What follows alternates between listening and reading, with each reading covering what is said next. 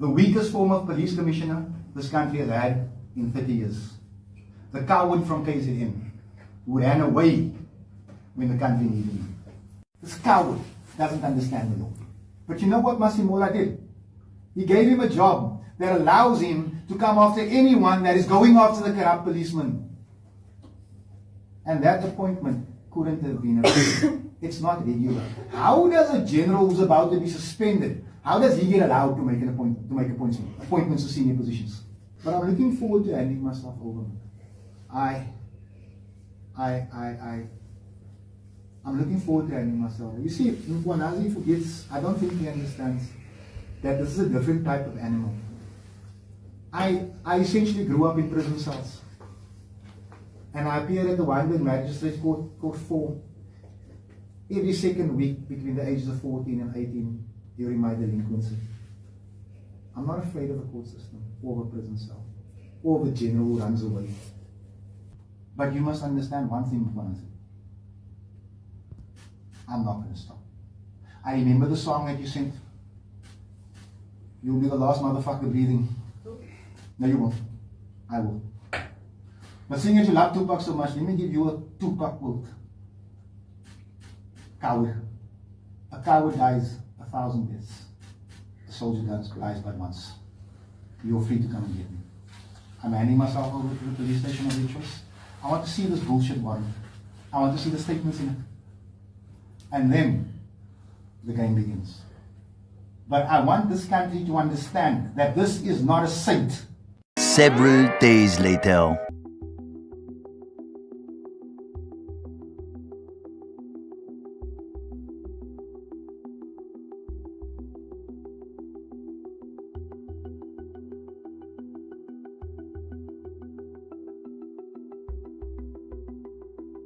Processing him. He has been booked in to that local police station. He has been inspected by the receiving officer, where we have made an OB entry. There are no complaints on his side, as well as he is free from any injuries. He is being processed. Warning statements are being taken. Fingerprint, the whole process, colleagues. We have informed his lawyers of the latest development that we won't be bringing him to the Westville police station for security reasons, because everyone announced that he would be coming here. So to protect him and to also protect the integrity of this entire process, we have taken a decision then not to divulge his whereabouts, like I've indicated, for security reasons. So yes, he has been in transit since yesterday on Tuesday morning. You will recall that he was booked out in Cape Town as a suspect in transit, and upon his arrival in Durban, where the crimes allegedly took place, he is now being formally charged. Around his transportation and him, the secrecy around his being transported to Durban, as a standard operational and security protocol, we felt that we should not give out his movement, his location, and any logistical details. It doesn't only pertain to Mr. Fadel Adams. We do not give out those details on any suspect that we are transporting. And that is a security measure that is put in place by the police to ensure the safety and security of, firstly, the suspect that is in transit, the team, as well as to protect the integrity of the entire process. So I know a lot have been worried about why he had to travel on road. Remember, when we deal with a particular individual or a suspect, there is a risk profile and so on. We also look at cost effectiveness. Obviously, we found that the best mode of transportation was then to bring him over to Durban by road. But even in that process, we made sure that he had regular stops. They did not drive the whole night. We saw on social media people being concerned that he was being transported through the night, saying it's the winter season and so on. We can confirm that the team stayed over in a nearby town where he was given his 8-hour rest. He was booked into a local police station. He was fed. He received your breakfast, your lunch, your supper, and so on. So he has been well taken care of. We know well the constitutional rights of every individual in South Africa, any suspect, because everyone is presumed innocent before they are then proven guilty by a court of law. So, colleagues, I'm not going to be too long. It's just to confirm that we won't be bringing Mr. Fadel Adams to Westville police station for security reasons, but he is being detained at a local police station where his lawyers are proceeding to that particular police.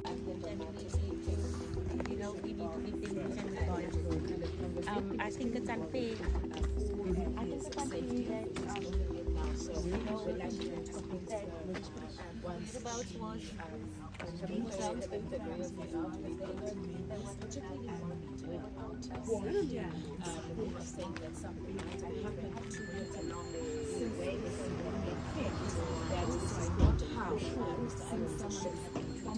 And yeah, so from where we are sitting, we think that Mr. Fidel Adams has a case to answer, and I think I will leave it there. Let's wait for court tomorrow. And let me also request that the media really respects the political killings task team. They work with very sensitive cases. Let us try not to film them. I know in Cape Town it was quite difficult not to film them because they had to walk alongside Mr. Fidel Adams. But tomorrow in court, it is really our plea: don't film the cars that they use.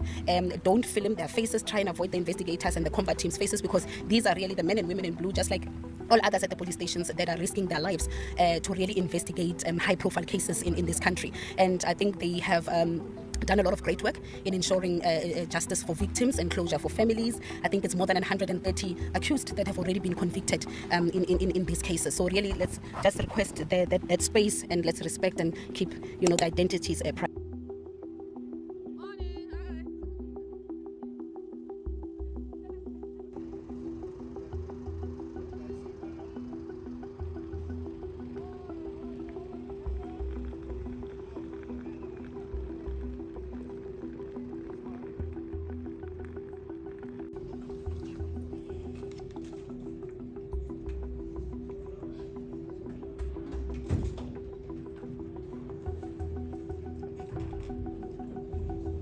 On this, the 15th day.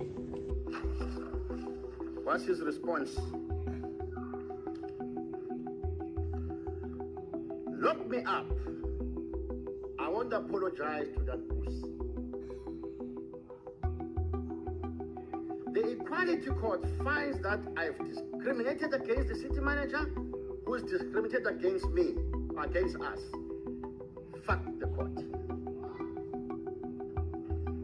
I'm not going to apologize to that. I'm not going to mention that name again.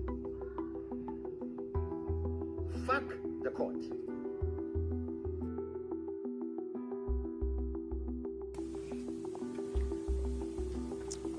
He goes on the video footages and say, I'm aware. They went to this address, they went to this address, they went to my sister's address. Hey, these people, 150 million budget, they can't find me in Cape Town. He says that. We all listened this morning.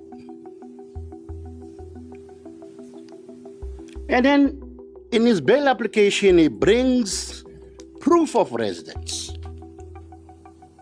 That does not carry his name.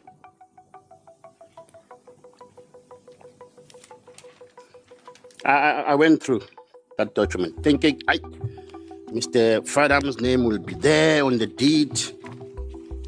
Maybe his initial maybe he was a witness, nothing. It's the name of his wife.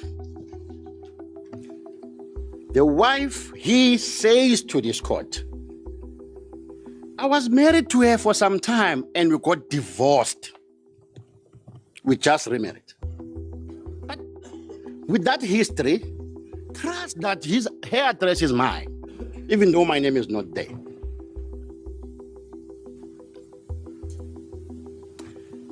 He goes and confirms an address in Parliament.